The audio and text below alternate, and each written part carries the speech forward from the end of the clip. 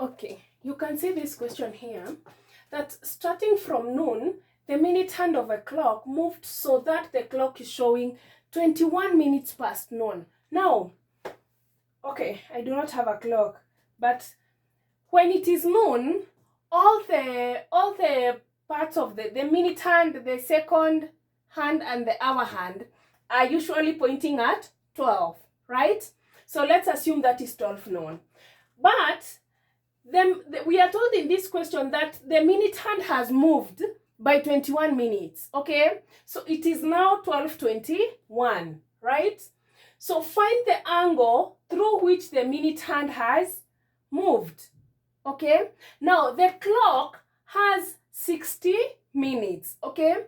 It has moved 21 minutes. So that means the clock has moved 21/60, okay?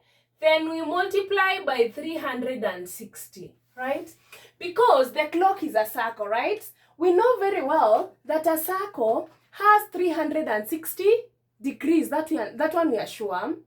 And the total minutes in a circle are 60. So we need to know 21 minutes is, in terms of 360, how many degrees are those? In terms of 360 degrees. So we do 21/60, you multiply by 360.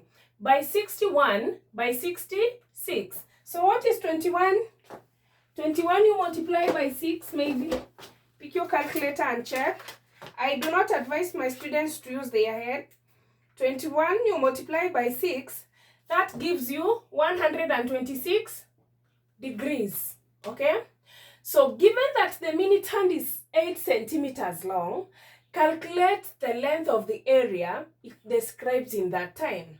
So this is the radius. So in our question, with what aspect the question is testing, then the 8 centimeters is our radius. We have a sector. So it's like the minute hand has moved in this manner. So it was at this point, then it has moved to 21 minutes, okay? So initially, it was here at noon, right? But here, it's at 21 minutes, okay? We are being told that its length, okay, is just 8 centimeters. Then we already know that our sector here, we have 121 and 126 degrees, okay?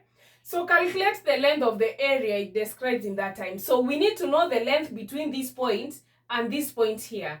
The length of this curve, okay? I've already taught you that how do you find the length is pi d, right?